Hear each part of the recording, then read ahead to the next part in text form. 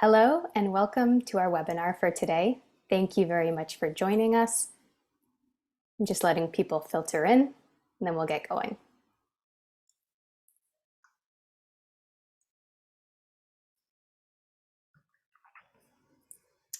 Hi everyone, thank you so much for joining us today for our Business and Human Rights webinar.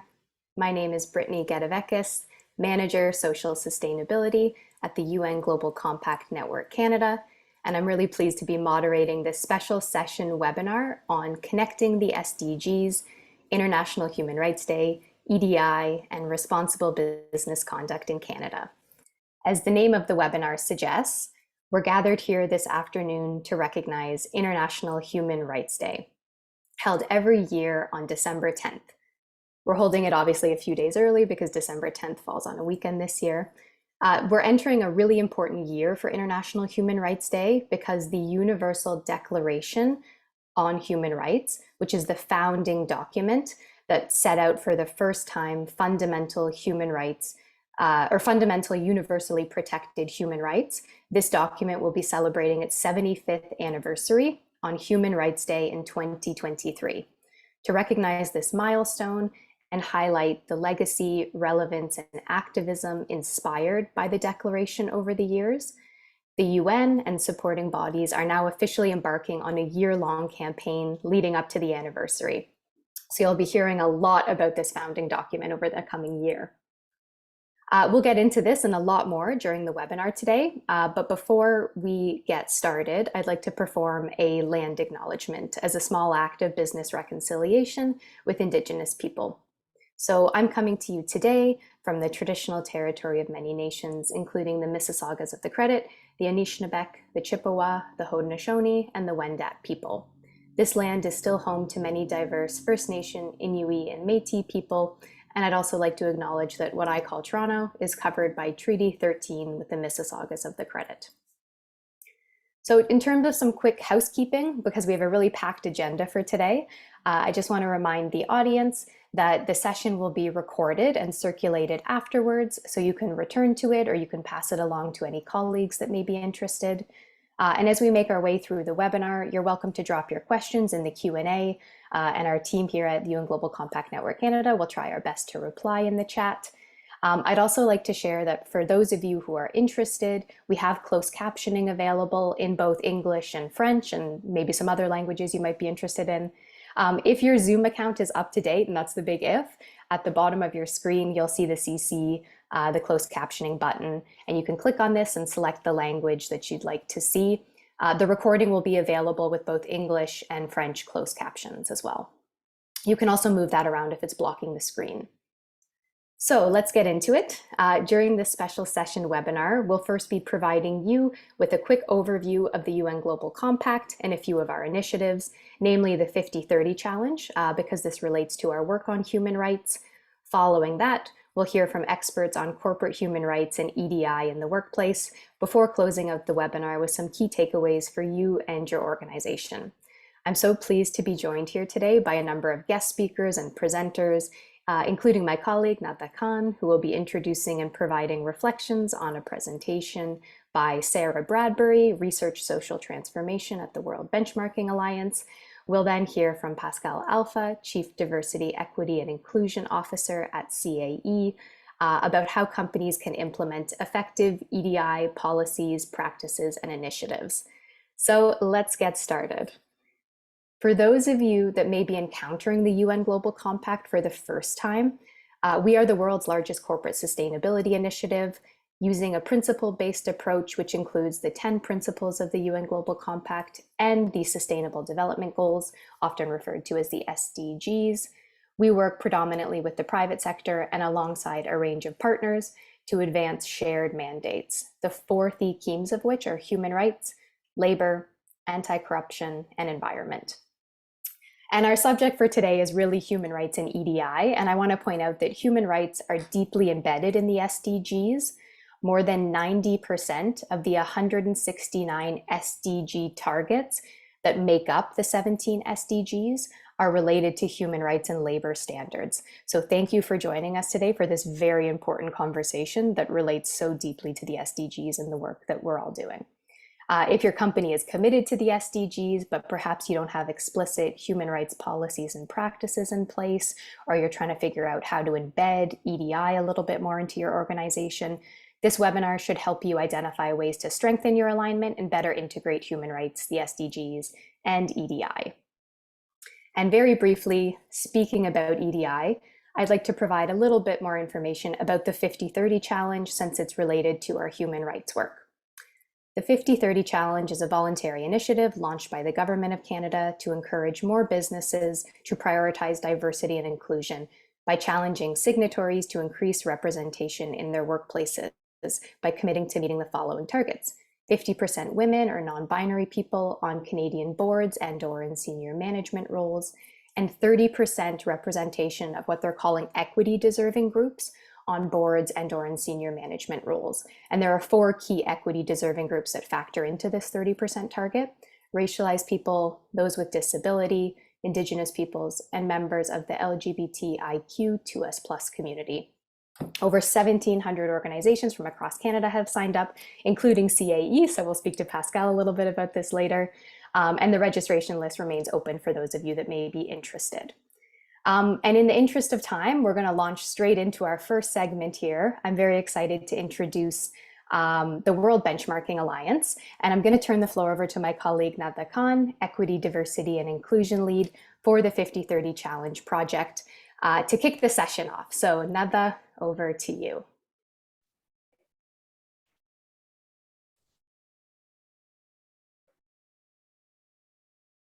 Thank you, Brittany, for the introduction. At this point, I would like to welcome Sarah Bradbury from the World Benchmarking Alliance. Sarah is a researcher on the Social Transformations team, and she is here today to help us understand the relationship between human rights and corporate social responsibility, with a specific focus on the 7 transformation systems that frame the WBA's evaluation and benchmarks. Sarah will be highlighting the value of public disclosure, in addition to the benefits of strong human rights policies and decent work practices. Please join me in welcoming Sarah. Thank you so much, Nada. Thank you very much for having me here today to talk about the work that we do in the social transformation at the World Benchmarking Alliance. So at the World Benchmarking Alliance, we're a global organisation that measures and compares company performance against the UN Sustainable Development Goals. We assess what we call the SDG 2000, which is a set of the 2000 of the world's most influential companies globally. We've identified these keystone companies based on 5 criteria. So first, whether the company dominates global production revenues and/or volumes within a particular sector, whether the company controls globally relevant segments of production and/or service provision, whether the company connects ecosystems globally through their subsidiaries or their value chains and their supply chains, whether the company influences global governance processes and institutions, and finally, whether the company has a global footprint with a particular focus on developing countries for impact. But rather than have a benchmark per sustainable development goal, we follow what we call the 7 systems transformation model that you can see at the right of the slide. So this slide, you can see to the right of the slide. So this model covers the 7 systems that exist globally and that companies operate in and that need to transform for us to meet the Sustainable Development Goals. So you'll see in the circle, we cover the financial system. So that's the global financial system, the food and agriculture system, the decarbonisation and energy system, urban, digital inclusion, nature and biodiversity, and then at the heart is the social transformation, which is the team I sit in. So following the SDGs Leave No One Behind principle, the social transformation sits at the heart of our model and is therefore embedded into every transformation. We assess companies on their publicly available information to drive more transparency. And as part of the research process, we engage with companies to explain our assessments, how they're assessed and why, and the methodologies that we follow, in the hope that we'll move the needle over time towards better sustainability performance. All our assessments are public and free for all stakeholders to use, and a big part of our work is enabling our allies and others through collective action. So I'll just talk through the three main components of the social transformation. That, as I said, it sits at the heart of our 7 systems transformation model. And we have 3 main work streams. So the first, which is the leave no one behind principle, and how we embed this into all our systems transformations. This means embedding a set of what we call core social indicators, and they cover 3 main subject matters, 3 main themes. This is human rights, decent work, and ethical conduct. So these main themes are embedded into all our benchmarks, so we score every company against them. The second work stream is our deep dives. So as I said before, we cover 2,000 companies, the SDG 2000 across all our systems benchmark, but we also recognise that we need to have these spotlights for a deep dive into topics that are particularly prevalent in the social transformation. So we cover human rights through the corporate human rights benchmark, or CHRB, and then we look at companies' policies and practices around gender equality and women's empowerment through our gender benchmark. And then finally, as I said, a lot of the work that we do is working with others. We're working with other pre-existing initiatives and work closely with stakeholders who use our data and our methodologies in their own work. So just going into more detail in terms of how we embed this leave no one behind principle. As I said, this involves embedding these 3 responsible business conduct areas: human rights, decent work, and ethical conduct. And within that, we have our 18 core social indicators, and these reflect fundamental societal expectations around responsible business conduct. They cover human rights in line with the UN guiding principles. They cover providing and promoting decent work. And here we look at topics such as gender equality, female empowerment, health and safety, working hours. And then the third topic is ethical conduct. So we don't present these core social indicators as an exhaustive list of all societal expectations, but they're a subset of fundamental requirements that are seen to be relevant to all companies, regardless of the sector that they operate in or the transformation that we've assigned them to. And these indicators were developed through a year-long consultation with a range of stakeholders who we bring together and build on existing standards, such as the UN guiding principles, GRI, and other standards. It is important to note that these indicators aren't proxies for performance, so they don't give a hugely detailed insight into how companies are progressing in terms of the societal social transformation, but they are a starting point.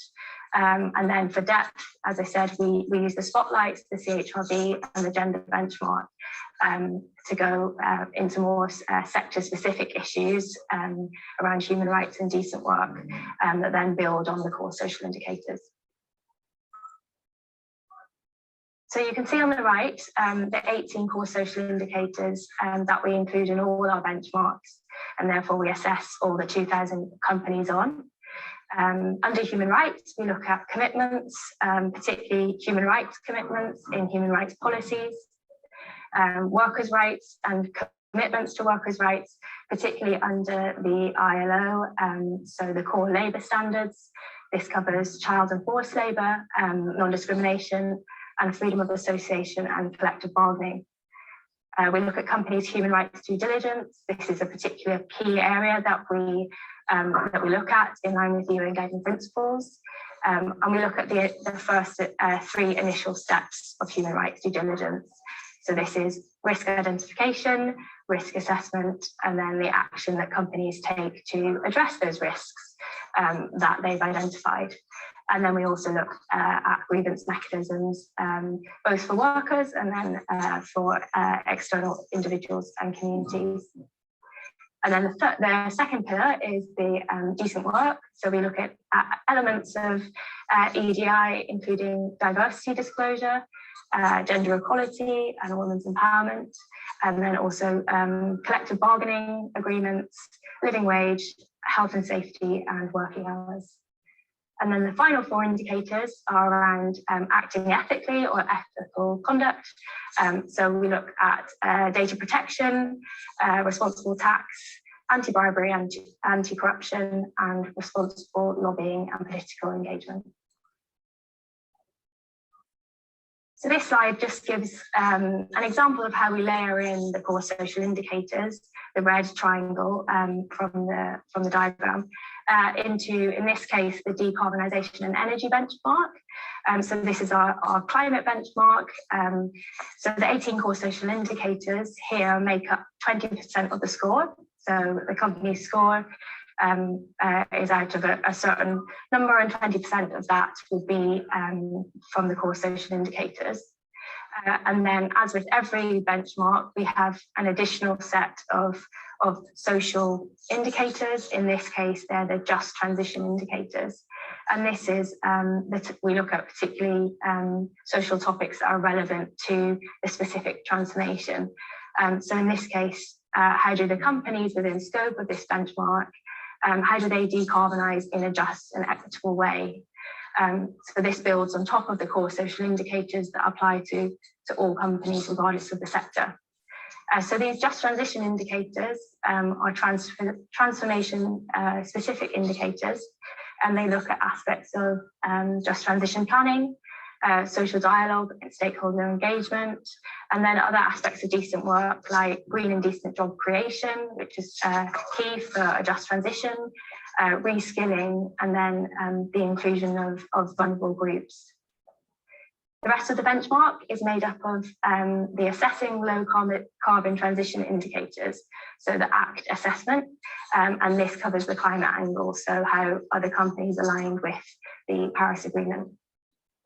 And each transformation benchmark has a similar setup to this, with the core social indicators, plus the transformation specific social indicators, and then other indicators looking at other relevant topics like nutrition for the food and agriculture benchmark.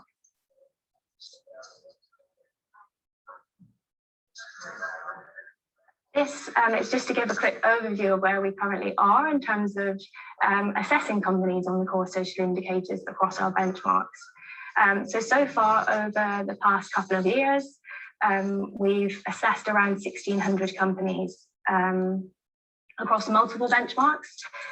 They've either launched already or to be launched soon in Q4. So this includes 400 companies in the nature and biodiversity benchmark, 400 financial institutions in the financial systems, and around 300 companies in the climate and energy benchmarks. And so far we've looked at a range of sectors, including oil and gas, transport, and electric utilities.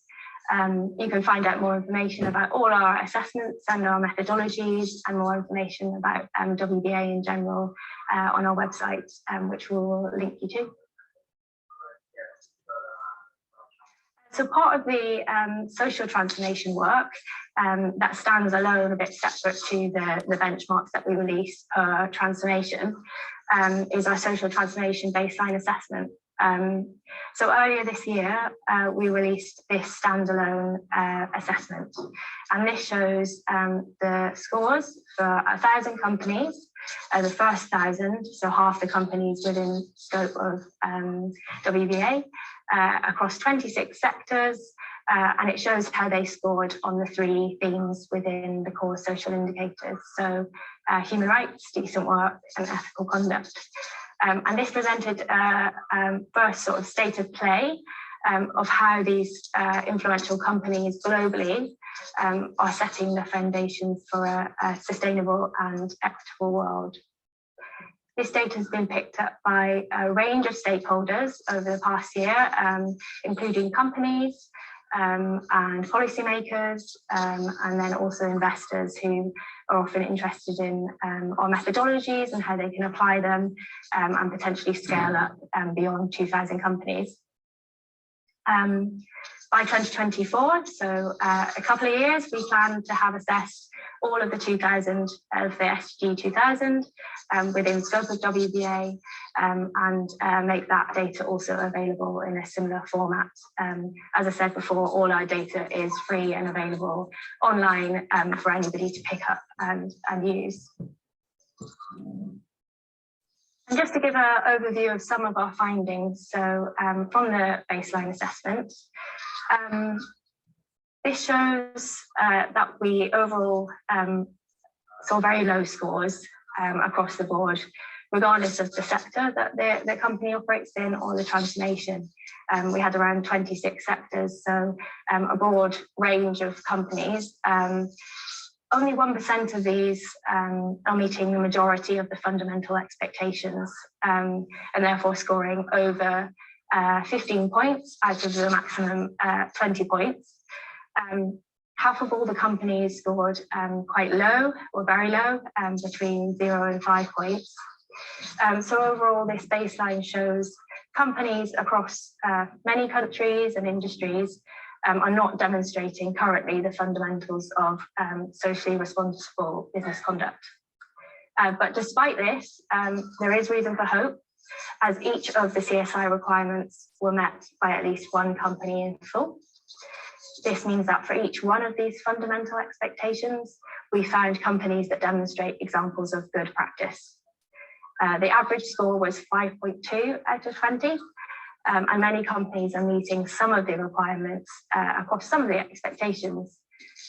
We also found that the leading companies tend to score points across varied topics covered by the social indicators, showing a link between scoring higher than peers and taking a holistic approach to respecting human rights, providing decent work, and I think acting ethically, as these topics are very interrelated. As I said, this is a current state of play, but we hope to be able to track improvement over time. This is the first time we've looked at this many companies, over time we hope to be able to measure companies and see an improvement.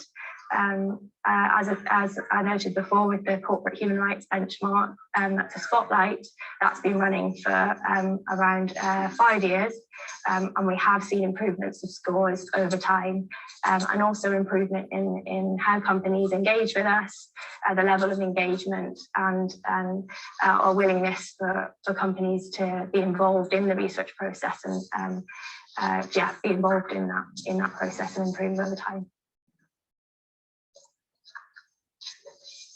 So human rights due diligence is a key part of how a company manages its human rights risks and impacts throughout its activities. This slide just gives an overview of some of our findings. In terms of human rights due diligence, 70% of companies describe their process to identify human rights risks, 12% assess their salient human rights risks, and 12% show how they take action to address those risks. This does signal that there's a long way to go for companies to implement due diligence in a holistic and comprehensive way, which the CHRB scores, latest scores show correlates with embedding human rights responsibilities at the board and senior management levels. In terms of decent work, just to give a flavour of our results, so in terms of working hours, alignment with the ILO convention was low, with just 4% of companies disclosing that they will not require their workers to work more than the international standards set by the ILO, and 7% place this expectation on their business relationships and their suppliers. So it was a particularly low figure that was quite surprising in terms of alignment with ILO. And then in terms of gender equality and women's empowerment, this is particularly important for women to participate fully in economic life across sectors, and to build stronger economies and achieve internationally agreed goals for development, as many of all the SDGs actually are linked to gender equality and female empowerment. So we've given some stats there in terms of commitments to gender equality were fairly high, a quarter of companies, and then 28% disclose a time-bound target on how they plan to implement this sort of commitment through their operations or their supply chain. And then in terms of our spotlights, so we have our CHRB Spotlight, which is a deep dive into company human rights policies. These indicators are aligned with UN guiding principles, and they require companies to have human rights policies with strong commitments that are approved by the highest governance body, so at the board level or the most senior level in the company.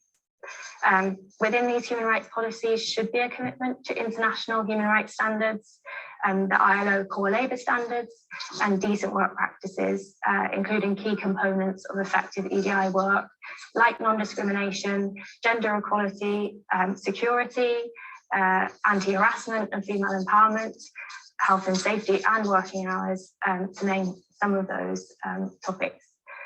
As emphasised by the UN guiding principles, commitments should be made in the policy document to ensure that they will impact a company's processes, procedures, and its expectations. Particularly, this is because policy documents are approved at the most senior level of the company. They are more long-lasting than other types of documents, so annual reports, modern slavery statements, and they make a constant reference point for internal employees, but also business partners and wider stakeholders. So that's why human rights policies, human rights commitments, and then governance, so management of human rights throughout the company, is a key component of the CHRB and the core social indicators. Companies should view EDI through a human rights lens, as they are interconnected. So having strong human rights policies that include commitments to international standards around EDI, and that include robust due diligence processes that address a company's salient human rights risks, such as flexible working hours in the apparel sector or discrimination in the extractive industry. This enables a company to embed effective EDI within its human rights management and practices across its activities. And finally, a keynote on one of the central tenets of what we do at WBA. So transparency is key at WBA for two main reasons. So as I said before, our data is free and publicly available for any stakeholder to use. So all companies' data and scores across your benchmark are publicly available. And it's therefore used by stakeholders internationally, governments, investors, civil society, and we have engagement teams at WBA who work closely with different stakeholders to make our data available, our methodologies available, but also to drive better company performance, to engage with companies directly on their scores. And the second reason transparency is key at WBA is that we only assess companies' public disclosure. So any publicly available policy, reports, or website publication, anything that the company makes public, we will take into consideration when we make the assessment. This is so we and other stakeholders can see what action companies are taking and where they're lacking, to hold companies to account for their role in achieving the SDGs. For companies particularly, transparency helps to build a more sustainable business by enabling a race to the top, facilitating knowledge sharing, and building trust between business and society. We definitely find during engagement with companies, particularly with the CHRB, that's been running for 5 years, increased engagement with companies, and those that are more open to having a dialogue and discussing the challenges that they face, as all companies do. There are challenges within implementing some of these practices. They're more likely to learn more and are more likely to improve over time. And this allows them to be ahead of the curve as external pressure in terms of reporting, disclosure increases, and then legislation and regulation around these issues, which is also growing. There is increased recognition that companies need support and comprehensive roadmaps on how to act more sustainably. So our benchmarks and particularly our engagement with companies plays a key role in enabling this. So you can see on the screen just a snapshot of some of our data taken from our website that you can access via our website on the just an idea of the gender benchmark ranking and then some of our CHRB data. So thank you very much for your time and for the opportunity to talk about our work in the social transformation at WBA. Please feel free to reach out to me or anybody else at WBA. All our contact details are on the website, or visit our website for more information. Thank you, Nada. I will pass back to you. Thank you so much, Sarah. That was an amazing presentation. I was extremely shocked to see that, especially that fact about only 4%, I believe it was, of companies that publicly disclosed that they would not make workers work longer than the ILO standards. And at the same time, seeing how when it came to gender, there was just so much more work being done. And I just think that really speaks to so much of what the WBA does. And it's really about kind of bridging that gap between, you know, you can have corporations that make these sweeping declarations and, you know, have this commitment, but then the actionable steps, right? Analyzing the actionable steps that organizations are taking. And I think just being able to see that, you know, there has been a lot of work that has been done, but there's a lot of steps that we still have to continue to make. I thought that was just really, it was an amazing presentation. Thank you so much. And I just think that, you know, everything that you've discussed today, really connects to the understanding of what International Human Rights Day is really about. Even from its adoption in 1948, the Universal Declaration of Human Rights has provided, you know, expanding systems of protection for all individuals and acts as this global roadmap for freedom and equality. However, you know, we continue to see time and time again that structural discrimination and inequality are some of the greatest barriers preventing us from actually upholding those rights. And I find that to be so interesting because, as we know, this year's theme for International Human Rights Day is dignity, freedom, and justice for all, which I think ties back in so nicely to the importance of human dignity and freedom, as it's the foundation, right, to upholding human rights processes and responsible business conduct. And you see it mentioned in, you know, SDG number 1, failing to consider human rights poses so many risks and negative effects for businesses, including, you know, putting the company's social license to operate at risk, reputational damage, boycotts, exposure to legal liability, adverse government action, action by investors, business partners, and even reduced productivity and morale of employees.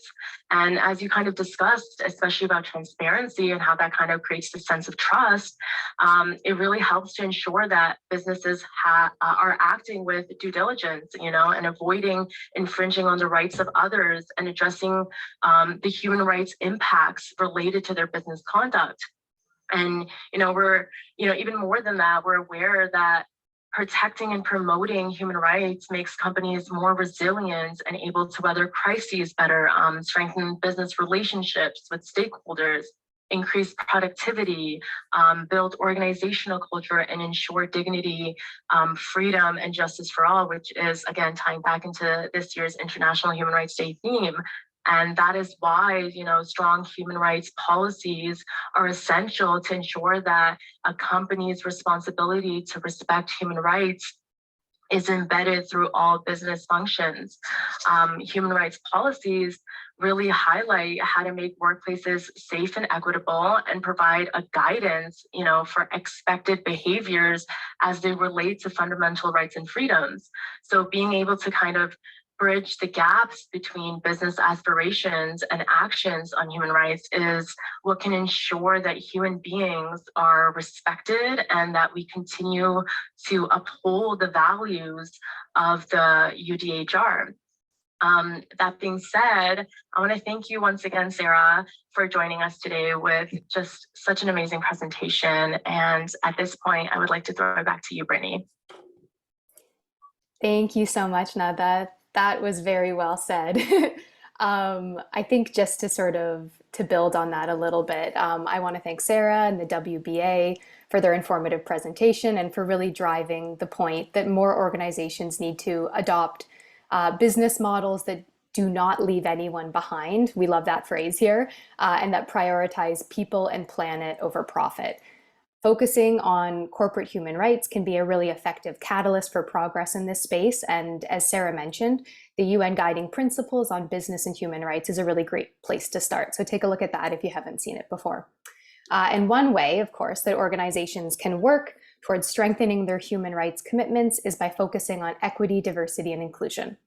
Organizations must ensure their businesses and workplaces protect and enforce the rights of all systemically marginalized or underrepresented groups, as well as the rights of laborers in their supply chain and the communities in which they operate.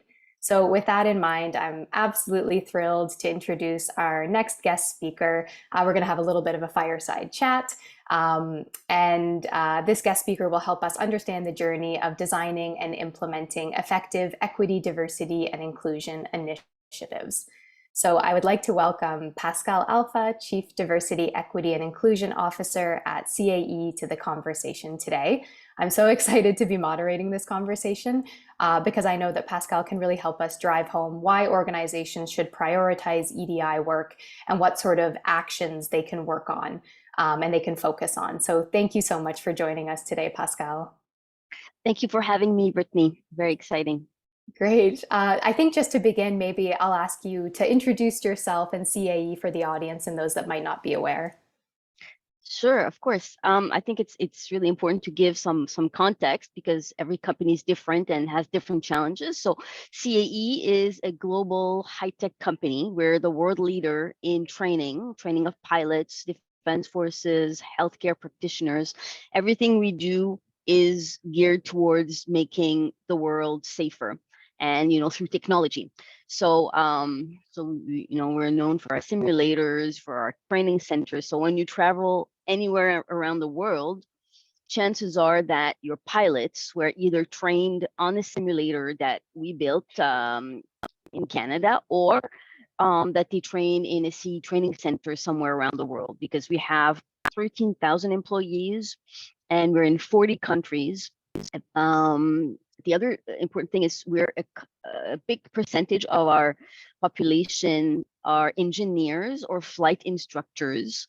So these are fields that where there are fewer women. So that's why I think I'm mentioning it, and it kind of gives you a bit of an idea of our journey. And our markets as well have been traditionally male dominated. So civil aviation, defense and security, and to a lesser extent, healthcare. That's our smallest business unit. And we started our journey, EDI journey, in 2018. At the time, we had 18% of our employees who were women. Today, it's a little bit better.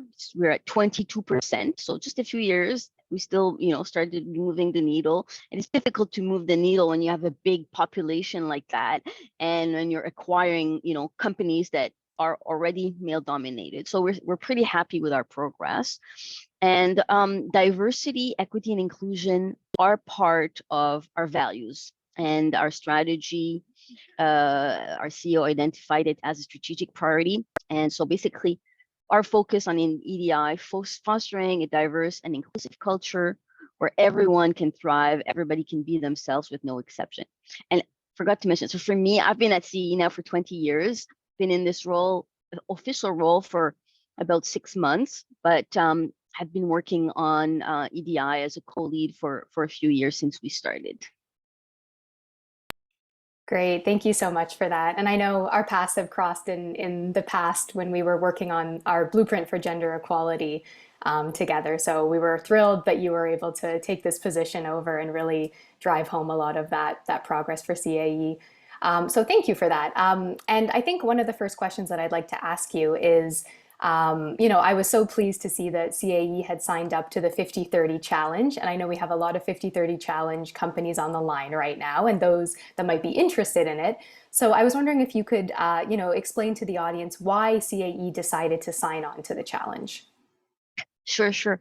In a nutshell, it comes to having, leaders who believe in things. So our CEO is a great driver of diversity, equity, and inclusion, our board and our executives as well. So at the end of 2020, so in the middle of COVID,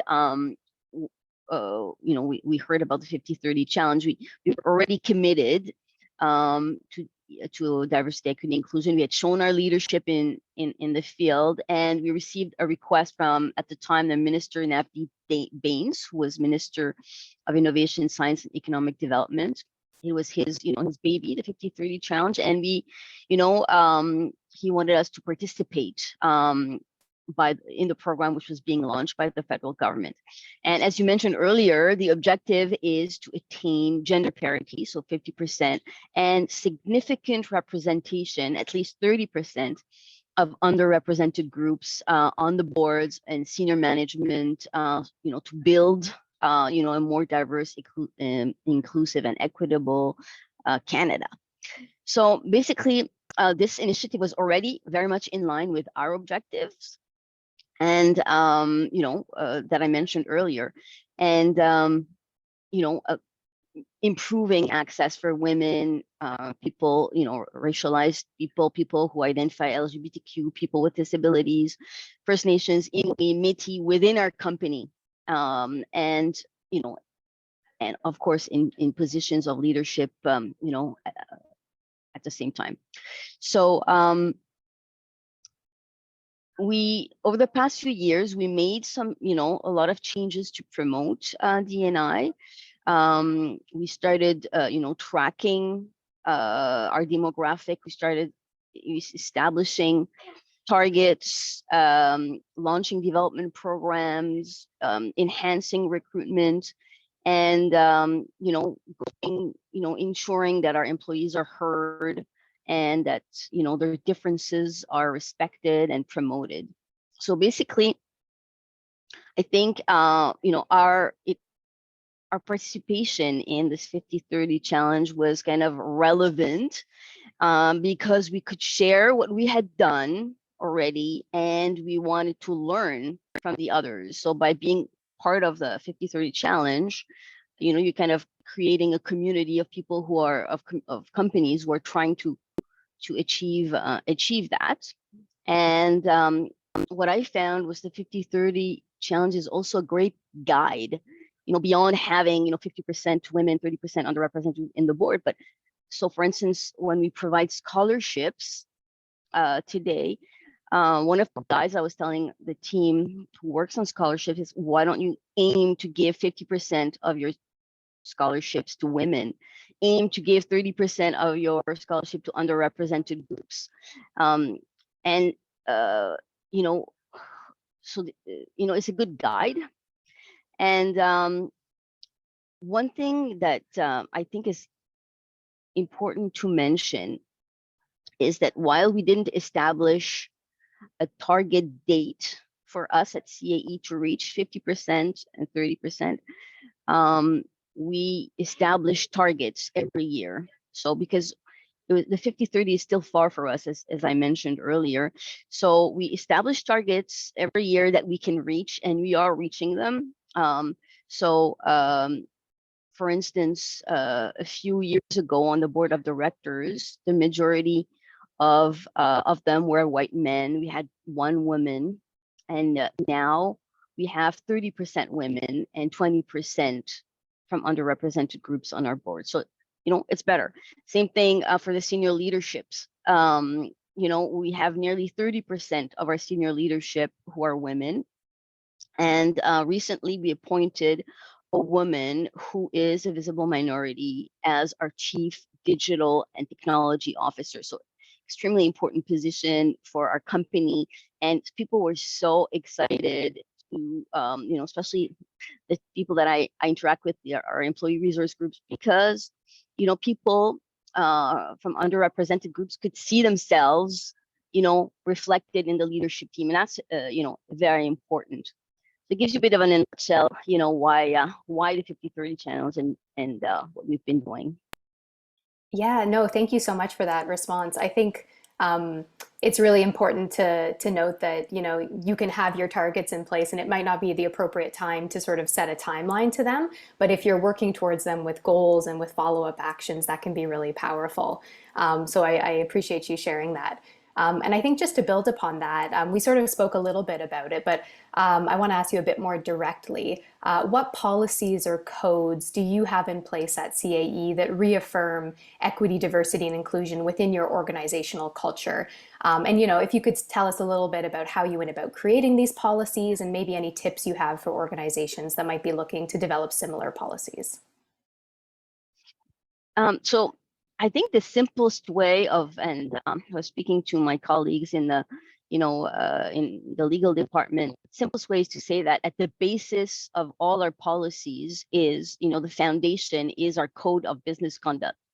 So it's the most important document, and it's prepared by our legal department, but they collaborate with many, areas of the company. So ESG, the ESG team, the D&I team, HR, of course, to create the code and to create a training for the code. I'll tell you about it in a second, and to keep them up to date. So beyond the code of business conduct, we have other policies that go like into more detail than what is in the code, but the code is, the basis. So for instance, we'll have the human rights policy, a D&I policy, we have a harassment policy, corruption policy. There's also a whistleblowing policy, so protects whistleblowers from any retaliation. We have a third-party anonymous reporting system called Ethics Point, so that ensures that all our activities locally, internationally meet the highest standards. So if people can put in an anonymous report in Ethics Point, and it'll go all the way up to the board. Every quarter the board will see what was the issues that were reported in Ethics Point. And in addition to those policies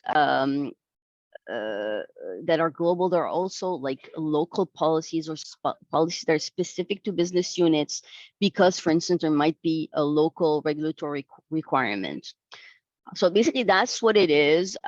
What's interesting and what I think is really effective is that all our employees, so we have 13,000 employees, they are required to sign the code of business conduct when they join the company. And then every year, each of us receives an email. We have to go through an e-learning.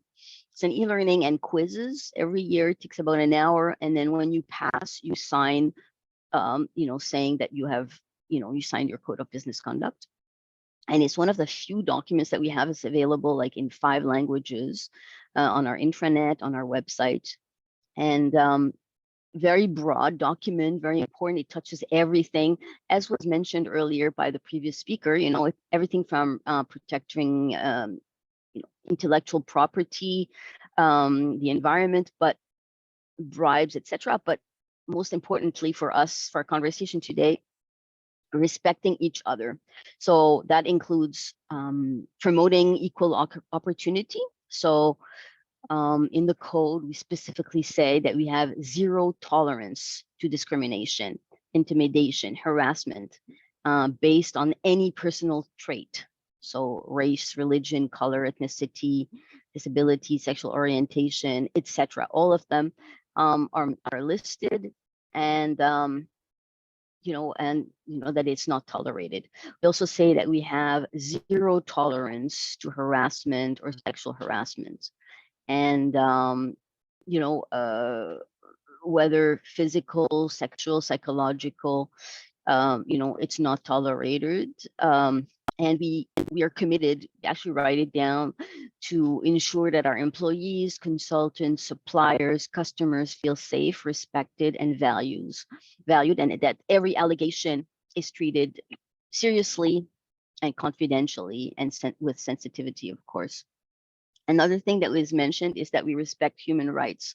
So that at CAE, we are going to conduct our business in a way that respects human rights in every jurisdiction in which we operate, by treating our employees, our suppliers, with dignity.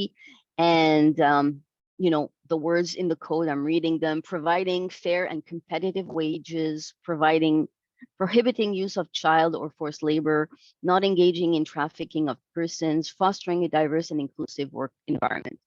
So very, it goes into all those details, and then we're quizzed about it. And we also report the number of employees who've signed to our board of directors. So it's usually close to 100%. And usually if there's a gap, it's because it's people who are on maternity leave or who are sick or things like that. But very important, to fill it out. We get a lot of reminders. And I think you asked, how do we keep them up to date? So we ensure that they're updated, at least every 2 years, because the company is committed to doing what's right. So we're going to seek out anything that we need to update through, for instance, interactions with our peers. If they have certain best practices that we don't have, we're going to look at them. Or if we're signing teaming agreements, we ensure that we're aligned in our practices. We will use external benchmarks. What I hear from here, like listening today to the call, of course, taking this knowledge and looking to make sure that we have applied everything. And, if worse comes to worse, we'll also check if we receive a complaint through the ethics point. Is there something that we should have done to reinforce the message? Is there something, basically you're agile, you're adapting, you're upgrading your policies as you go. Yeah, that's great. And I love that your policy is a living document, and that the employees have to interact with it. They have to internalize it. It's not just kind of posted on a website or in a handbook somewhere that nobody can reference and look at. So I think that's a really great tip. Yeah, and actually we take, so what we'll do is we'll go and get real stories and write little stories for the e-learning. So you're kind of putting, challenges to the employee, saying this happens, etc. What would your response be? So you kind of, give real examples and get them to answer. And you go to the people, concerned, for instance, to ensure that you have, you get something that people understand and that they can use in real life. Yeah, I think that practical application is really, really important, and you're growing and learning with all the information and the way that EDI changes so quickly. I think it's great to have that process in place. Absolutely. Perfect. Absolutely. Well, I think I'll sort of jump into the next question, and think about how do you ensure, we sort of talked about this a little bit, maybe you can expand on it a bit more. How do you ensure that you're sort of continuously up to date with the current trends in the EDI space? As we mentioned, they change very quickly. There's a lot sort of going on in this EDI space. And what steps do you take to sort of create those open working relationships when you're talking about EDI? So there are many ways to ensure you're up to date. One of the ones that I find the most effective is signing up for certifications or signing up for awards. So for instance, these awards are going to help you compare yourself to other companies, and you're going to learn, about the gaps that you have. So for instance, every year we complete the Bloomberg Gender Equality Index.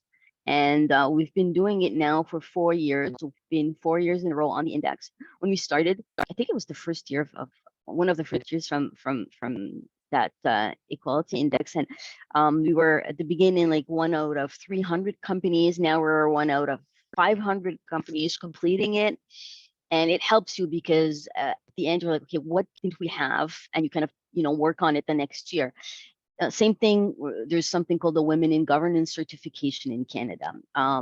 So we started with the bronze, we're now silver, we're aiming to reach gold. So, these are ways of, there's also one that I'm looking at now for next year, the EDGE certification plus. So every year you kind of learn that way. Another avenue to improve is, collaborating, exchanging best practices with peers.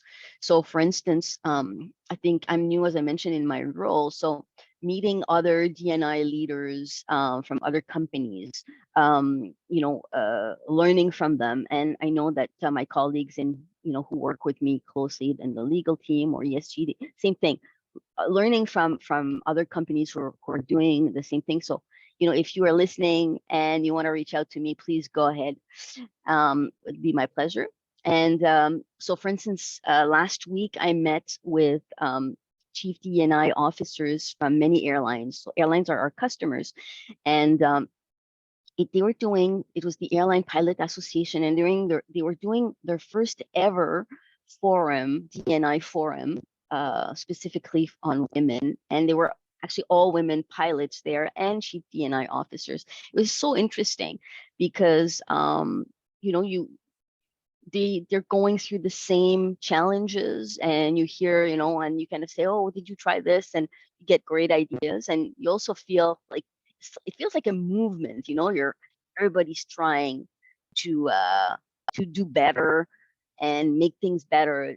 It's a fantastic feeling. And actually, we also, my colleague and I, Lori, are also part of a community of practice of Montreal DNI officers, and another one which is more aerospace. So I'm just saying these are good ways, and other ways are, of course, listening and being part of the Global Compact. This event today, and finally, what I mentioned earlier is, the reporting process. If there are deficiencies, we review them, etc. Basically, it's all about agility and lessons learned. That's great. And thanks for the shout out there. And yeah, I think we're all about partnerships and collaboration. We're all working together. And if we actually band together, we can go a lot farther, a lot quicker. So I think that's great. Exactly. Very sage advice. And we're sort of getting to the end of our time, but I do want to pose one more question for you. And like you said, if people are interested in learning more, we can kind of create our own community of practice here and talk through this a little bit more detail. But my last question for you would be, what advice do you have to give companies that are just starting this EDI journey? Because you said CAE was in the same situation not too long ago, and you've grown and progressed leaps and bounds. So what's that sort of piece of advice that you can impart on our audience here? Sure. There's one that I mentioned that is very, very important is, you have to make sure that your leadership is on board. So it has to come from the leadership team. I hope you can hear me because my computer is saying unstable internet. Anyway, I'm continuing. So first important thing, leadership, and what we did when we started is we wanted to ensure that we had the buy-in of all our leaders. And what we did is we did a workshop with the top 100 leaders of the company, and used some of what came out of the workshop as the basis of our plan. So that was very important in the beginning. Also, what we do is our executives are part of our executive diversity council. So they oversee our progress. Every quarter, we go to them and say, okay, here's what we've accomplished, and it gets them involved. And another part that's interesting as well is they sponsor, each member of our executive team sponsors an employee resource group. So they also learn, it's like a reverse mentoring, if you like. They learn, the issues from these constituents.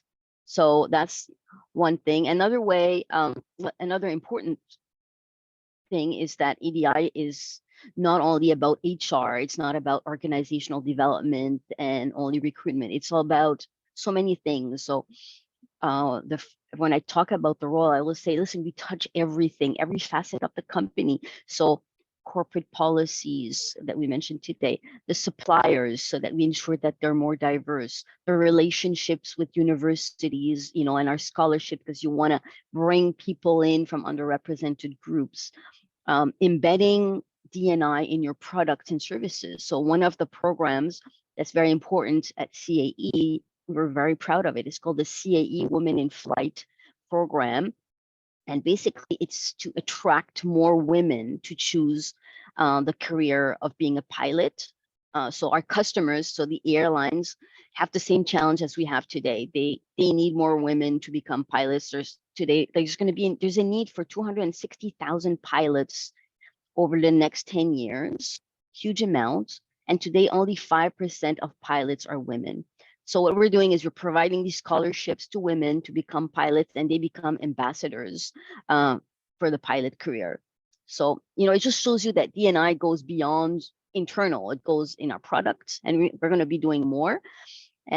So the objective is that everyone, thinks about D&I in everything they do. Today, we had our CEO presenting to all our employees, 13,000. He had a section on D&I, talked about what he learned and about some of the key elements of being inclusive.